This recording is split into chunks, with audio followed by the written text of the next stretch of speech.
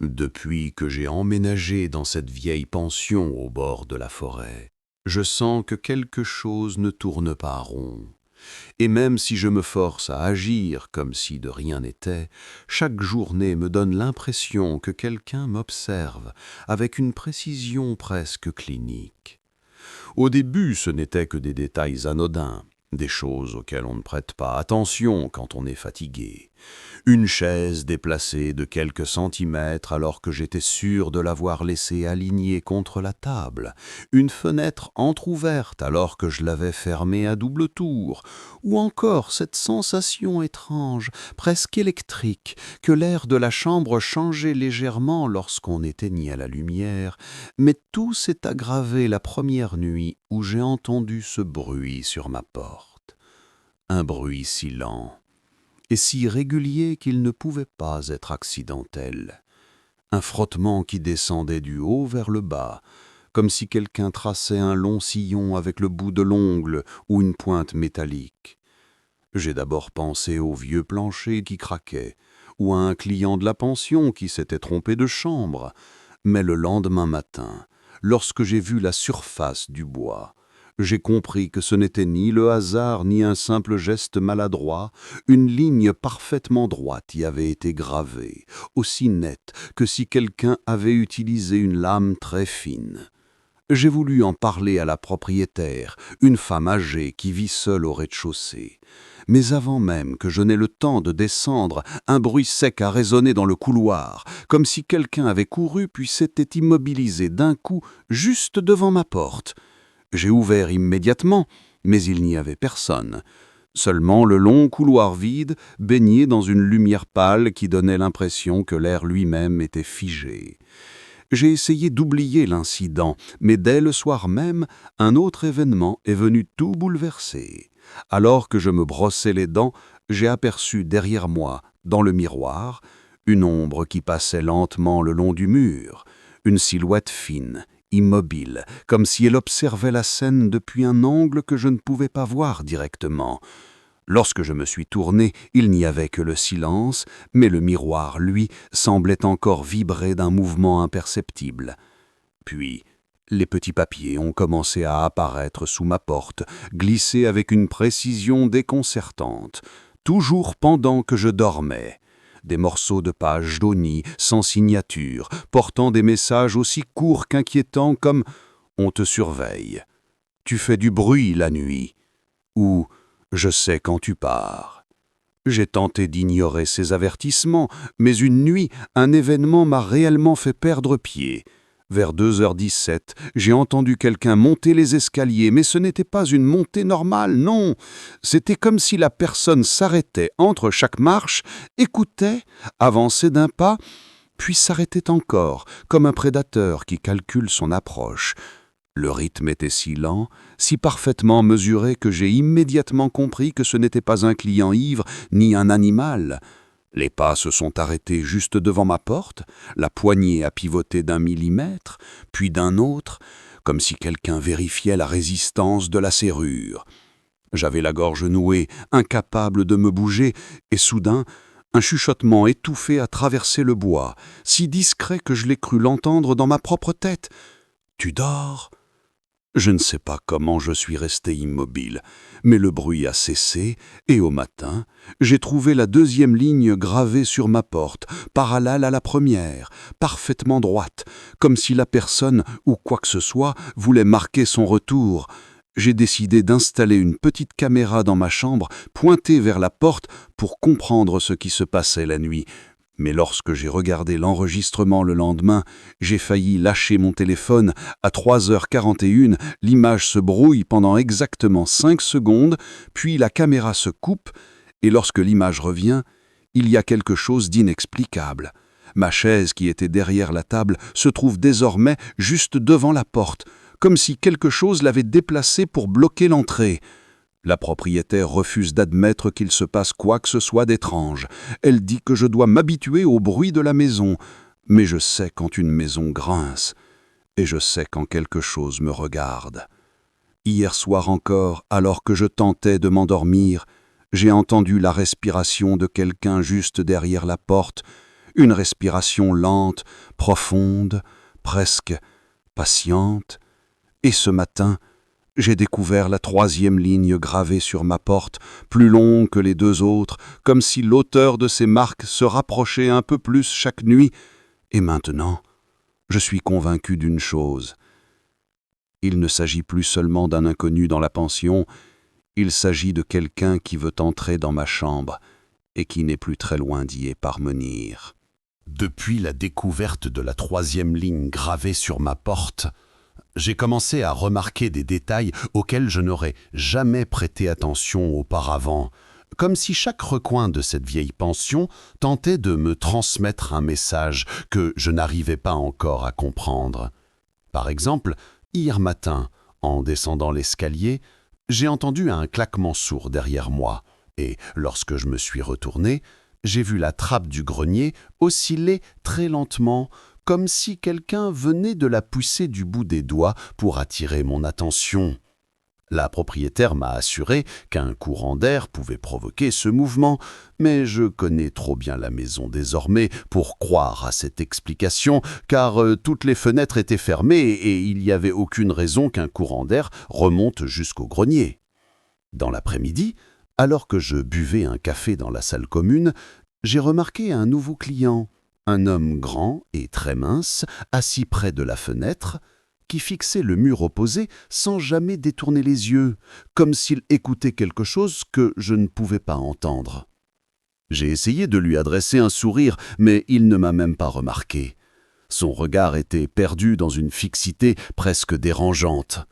Lorsque la propriétaire est entrée pour l'interpeller, il avait disparu de sa chaise littéralement en quelques secondes et personne ne l'avait vu sortir. La porte d'entrée n'avait même pas grincé comme elle le fait toujours. Ce même soir, j'ai trouvé une nouvelle feuille de papier glissée sous ma porte.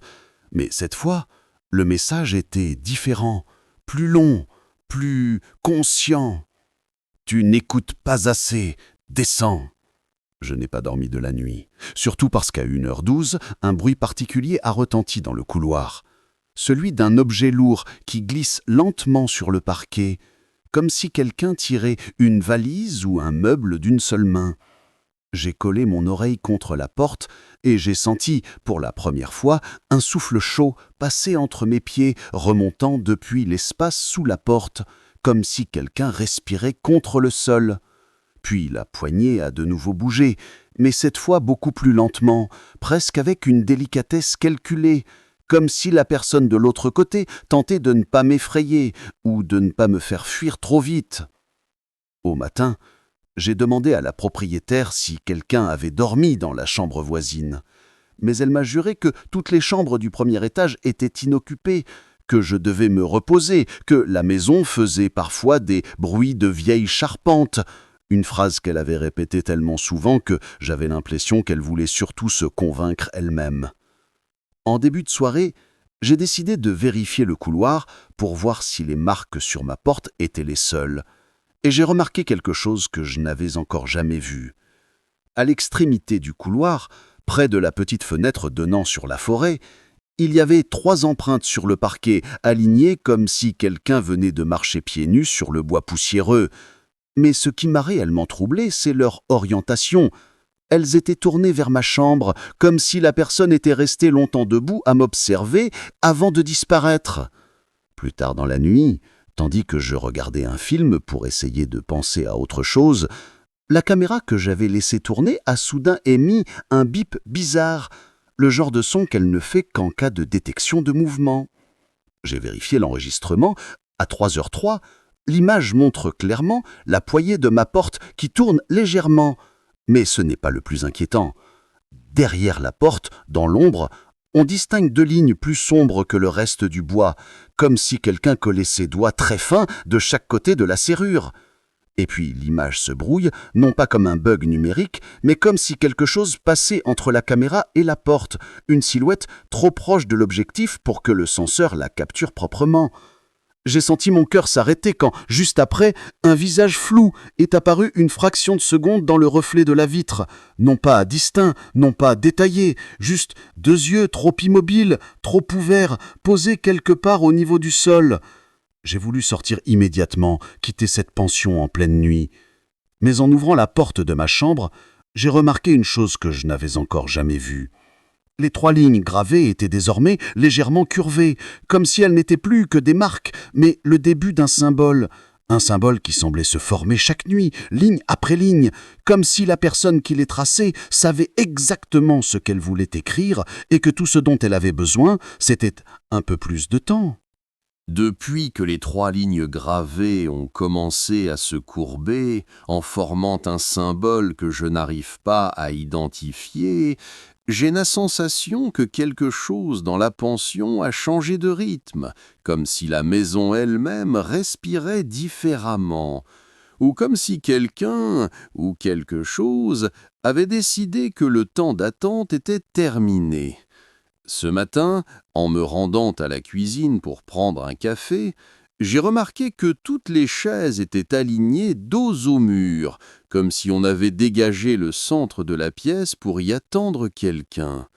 Mais lorsque j'ai demandé à la propriétaire pourquoi tout avait été déplacé, elle m'a répondu en fronçant les sourcils que les chaises étaient toujours ainsi, ce qui est totalement faux. Je les vois chaque jour et jamais elles n'ont été rangées de cette manière. Ensuite, en ouvrant le frigo, j'ai trouvé un objet qui ne m'appartenait pas, une clé métallique très vieille attachée à un ruban rouge, un ruban si usé qu'il semblait dater d'une autre époque. Sur la clé, 3 entailles identiques à celles de ma porte étaient gravées, parfaitement parallèles.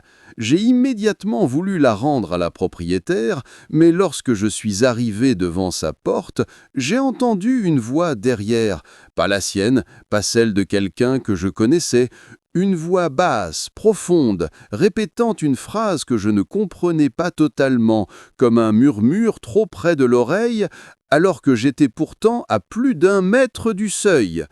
Quand elle a ouvert, il n'y avait personne dans sa chambre, et elle m'a dit qu'elle priait, seule, depuis plus d'1 heure. À ce moment-là, je me suis senti observé depuis le haut de l'escalier, mais lorsque j'ai levé les yeux, la seule chose que j'ai vue était la porte du grenier légèrement ouverte, laissant apparaître une ombre verticale qui se retirait lentement vers l'intérieur. La nuit suivante, les choses sont devenues encore plus étranges. Vers 2h40, un bruit de chuchotement a commencé dans le couloir, si faible qu'il ressemblait presque au frottement de feuilles. Mais en me rapprochant, j'ai compris que ce n'était pas du vent, c'était une voix humaine, mais trop basse pour être distincte, répétant des phrases saccadées. Quand j'ai collé l'oreille à la porte, j'ai entendu « Tu sais que je suis là » d'un ton calme, presque rassurant, ce qui m'a paralysé. Ensuite, la poignée a bougé, non pas de manière hésitante comme les nuits précédentes, mais d'un mouvement parfaitement fluide, maîtrisé, comme si la personne savait exactement comment la tourner sans produire le moindre son. J'ai retenu ma respiration et pendant quelques secondes, j'ai cru que la porte allait s'ouvrir malgré le verrou.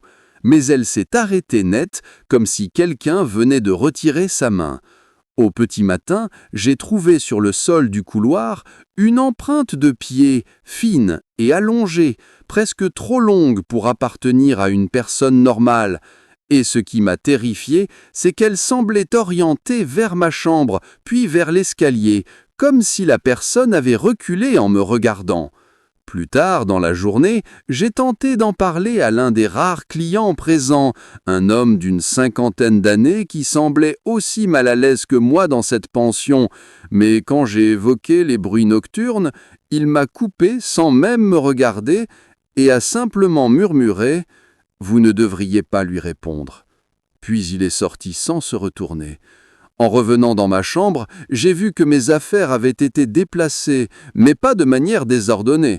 Mes vêtements étaient pliés sur le lit, parfaitement alignés, mes livres rangés par taille, et sur mon oreiller, il y avait un nouveau morceau de papier, mais cette fois-ci, l'écriture était plus ferme, plus assurée, et le message disait « Le symbole est presque complet ». J'ai senti une panique froide m'envahir, car je comprends maintenant que ces lignes gravées sur ma porte ne sont pas de simples menaces. Elles ressemblent à un appel, une sorte de rituel, un marqueur qui se construit nuit après nuit, comme si la personne derrière tout cela suivait une logique qui me dépasse. Et ce soir, alors que j'éteignais la lumière, j'ai entendu un dernier bruit, celui qui m'empêchait de dormir depuis, un pas, un seul, parfaitement clair, venant du grenier, suivi d'un souffle long et irrégulier, comme si quelqu'un apprenait à respirer juste au-dessus de ma tête. Depuis que j'ai entendu ce pas unique dans le grenier, je n'arrive plus à regarder le plafond de ma chambre sans ressentir une sorte de vertige, comme si la simple présence de cet étage au-dessus de moi pesait sur mes épaules. Aujourd'hui, j'ai passé la matinée à essayer de travailler dans la salle commune, espérant que la lumière du jour atténuerait ce malaise, mais même là, quelque chose n'allait pas.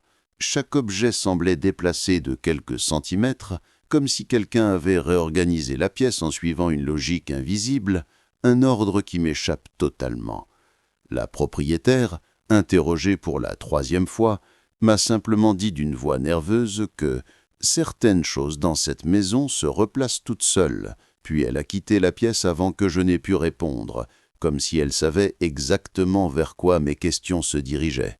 En début d'après-midi, j'ai décidé de monter au grenier malgré ma peur, car l'idée que quelqu'un ou quelque chose puisse se cacher là-haut sans que je comprenne pourquoi commençait à m'obsider.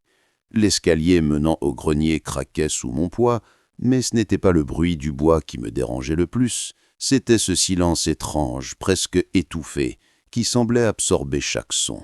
Arrivé devant la porte, j'ai remarqué que la poussière au sol formait un arc, comme si un objet lourd avait été poussé pour bloquer l'accès de l'intérieur. J'ai posé ma main sur la poignée, et au moment où j'ai commencé à la tourner, un souffle froid est passé entre mes doigts, glissant comme une brise venue d'un endroit fermé depuis des années. J'ai senti mes muscles se contracter malgré moi, et j'ai relâché la poignée. Au même instant, quelque chose a bougé derrière la porte, mais pas un pas, un déplacement lent, lourd, qui faisait légèrement vibrer le plancher sous mes pieds, comme si quelque chose changeait de position pour m'écouter davantage. J'ai reculé, puis je suis descendu à toute vitesse, le cœur battant. En fin d'après-midi, alors que je m'efforçais de me calmer, j'ai entendu un léger claquement dans le couloir, et lorsque j'ai ouvert la porte de ma chambre, j'ai vu une chose qui m'a glacé le sang. Le symbole gravé sur ma porte avait évolué, se transformant en un arc presque complet. Les lignes, autrefois indépendantes, formaient désormais une figure presque circulaire, et juste au centre, quelqu'un avait tracé, du bout de l'ongle ou d'un outil très fin, un petit point précis, comme un œil. J'ai vérifié mon enregistrement de caméra de la veille, mais cette fois encore, l'image se brouillait exactement au moment où le symbole semblait se modifier. Pire encore, à 4h16, la caméra a enregistré un mouvement étrange, l'ombre d'une tête basse, presque au niveau du sol, glissant lentement devant la porte, comme si la personne rampait ou observait depuis un angle très particulier. Le soir, j'ai tenté de m'endormir, mais à peine avais-je fermé les yeux qu'un nouveau son a retenti dans la maison, un battement sourd, régulier, presque organique venant du grenier, non pas un pas, non pas un objet qui tombe, mais un rythme, comme si quelque chose respirait plus fort qu'avant. Chaque pulsation résonnait dans les murs, dans le sol, jusque dans ma poitrine. J'ai eu l'impression que la maison entière vibrait en réponse. Au moment où je me suis levé pour vérifier, la lumière de ma lampe de chevet a vacillé, puis s'est éteinte d'un coup, comme soufflée par une présence invisible. Dans le noir, j'ai senti sous ma porte un mouvement d'air lent, puis un deuxième, puis un troisième, un souffle qui semblait synchroniser avec les battements étouffés du grenier. Enfin, juste avant que l'aube ne se lève, 3 coups ont été frappés sur ma porte, parfaitement espacés, parfaitement mesurés, comme si la chose qui les produisait avait finalement décidé d'annoncer sa présence sans détour. Au matin, la propriétaire a refusé d'ouvrir ma porte, s'est contentée de glisser un plateau de petit déjeuner au sol sans un mot, et lorsque j'ai voulu lui parler, elle a simplement chuchoté. Le grenier n'a pas été ouvert depuis 30 ans, alors si quelque chose s'y trouve, ce n'est pas venu par les escaliers. Je ne sais pas comment décrire ce que j'ai vécu cette nuit. sans passer pour quelqu'un en pleine hallucination. Mais je sens au plus profond de moi que chaque détail que j'écris ici est réel, tangible, et que la chose qui rôde dans cette pension ne se cache plus, elle se prépare. Tout a commencé vers 23 heures, lorsque le vent a soudain cessé de souffler dehors, laissant un silence étrange envelopper la maison. Un silence presque trop parfait, comme si l'air lui-même s'était retiré pour laisser place à quelque chose d'autre. J'étais assis sur mon lit, la caméra allumée, fixée vers la porte, quand j'ai entendu un craquement minuscule dans le coin de ma chambre. Un son si discret que j'aurais pu l'ignorer si je n'avais pas remarqué que la poussière sur le parquet, à cet endroit précis, venait de se soulever en un minuscule nuage. Puis un deuxième craquement, plus près cette fois, comme si le bois se déformait sous un poids invisible. J'ai pris une grande inspiration et je me suis approché du coin. Mais au moment même où j'ai tendu la main, quelque chose a gratté la porte de l'autre côté. Un grattement lent, précis, qui traçait lentement le contour du symbole gravé. J'ai reculé et le grattement s'est arrêté net. Puis, avec une lenteur presque calculée, un coup unique a résonné juste au centre de la porte, comme le signal d'une présence patiente. J'ai allumé la lumière du couloir, mais dès que l'interrupteur a fait clic, la lumière a vacillé 3 fois avant de s'éteindre complètement, me plongeant dans un noir total. C'est alors que la respiration a commencé, juste derrière la porte, lente, profonde, calme. Pas celle d'une personne essoufflée, mais celle de quelque chose qui observe, qui attend. J'entendais la montée et la descente du souffle, chaque expiration faisant vibrer légèrement la base de la porte. Puis, la poignée a tourné, très doucement, dans un silence que je ne savais même pas possible, comme si quelqu'un la manipulait du bout des doigts pour ne pas produire le moindre bruit métallique. Quand j'ai voulu attraper mon téléphone pour appeler quelqu'un, l'écran s'est allumé tout seul et la caméra s'est ouverte, l'objectif tourné vers moi sans que je ne touche rien. Sur l'écran, on voyait distinctement la porte derrière moi, mais pas telle que je l'apercevais dans la pièce. L'image montrait une silhouette haute, fine, collée contre le bois, immobile, presque collée à la serrure, comme si elle respirait à travers. J'ai reculé d'un pas, mais la silhouette est restée figée, à l'écran, sans mouvement, sans variation, comme si elle n'était visible qu'à travers l'objectif. Et puis, soudain, l'image s'est brouillée, un éclat blanc, un flash, et la silhouette avait disparu. J'ai osé approcher l'oreille de la porte, et cette fois, aucune respiration. Seulement un silence total. Mais en baissant les yeux vers le sol, j'ai remarqué quelque chose d'encore plus inquiétant. Le symbole gravé sur ma porte, celui formé des 3 lignes et du poids central, brillait légèrement, comme si une fine poussière métallique avait été déposée dessus pendant la nuit. J'ai touché du bout du doigt et la poussière a collé à ma peau, froide, presque électrique. La propriétaire m'a dit le lendemain que je devais quitter la pension si je ne me sentais pas en sécurité. Mais son regard fuyant, ses mains tremblantes et sa façon de me glisser la clé sans prononcer le moindre mot m'ont convaincu d'une chose. Elle sait exactement ce qui se passe ici. Cet après-midi, j'ai entendu les marches du grenier grincer, une par une, alors que j'étais dans la cuisine. Pourtant, aucun courant d'air ne pouvait les faire bouger, et la pension n'avait accueilli aucun client depuis 2 jours. J'ai monté l'escalier prudemment, et lorsque je suis arrivé devant la porte du grenier, j'ai remarqué pour la première fois que la serrure, pourtant couverte de poussière d'habitude, avait été récemment manipulée. Les traces de doigts étaient visibles, longues, fines, comme celles d'une main démesurée. Et maintenant, en écrivant ces lignes, j'entends ce battement, ce rythme sourd, profond, qui ne vient plus seulement du grenier, mais de toutes les cloisons autour de moi, comme si la chose ne respirait plus seulement au-dessus, mais tout autour. Depuis que le rythme sourd a commencé à se propager dans toutes les cloisons, je n'ai plus la moindre certitude sur la façon dont cette maison est construite, ni sur ce qui se trouve réellement derrière ces murs. Et le plus effrayant est que je ne suis même plus sûr que la chose qui m'observe soit confinée dans un seul endroit. Cet après-midi, alors que j'essayais de faire ma valise pour partir, chaque bruit, chaque grincement, chaque craquement, chaque souffle du vent me semblait amplifié, comme si la pension elle-même me surveillait. Au moment où j'ai ouvert mon placard pour prendre mon manteau, j'ai découvert quelque chose qui n'y était pas la veille.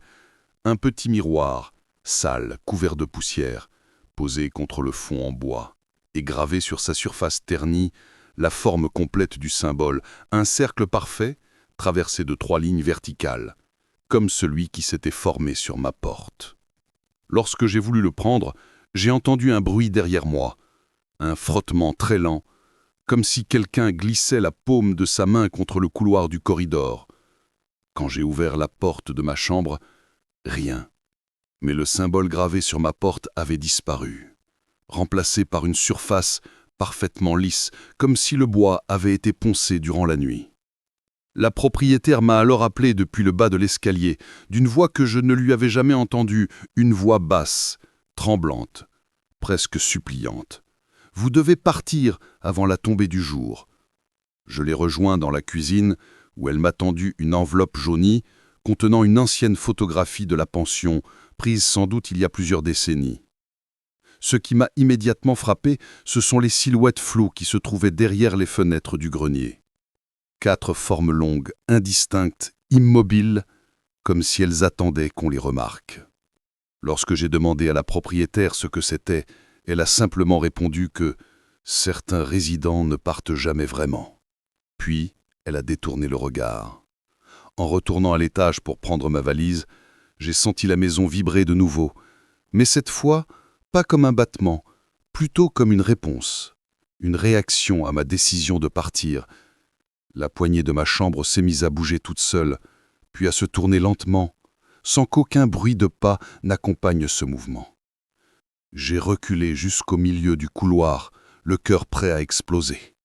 La porte s'est entr'ouverte sur quelques centimètres, laissant apparaître une obscurité compacte, presque palpable, et un souffle tiède a glissé sur le parquet en direction de mes pieds. Lorsque j'ai reculé encore un pas, 3 coups parfaitement espacés ont retenti derrière moi, non pas venant de ma chambre, mais de la porte du grenier. La poignée du grenier a tremblé 1 fois, puis 2, puis 3, imitant exactement le rythme qui venait d'être frappé, comme si quelque chose répondait à un signal envoyé depuis ma chambre. Au même instant, la lumière du couloir s'est éteinte puis rallumée, révélant sur les murs une série de lignes verticales tracées avec ce qui ressemblait à de la poussière sombre, comme si des doigts avaient parcouru la surface avec une rapidité impossible. J'ai attrapé ma valise et je me suis précipité vers les escaliers.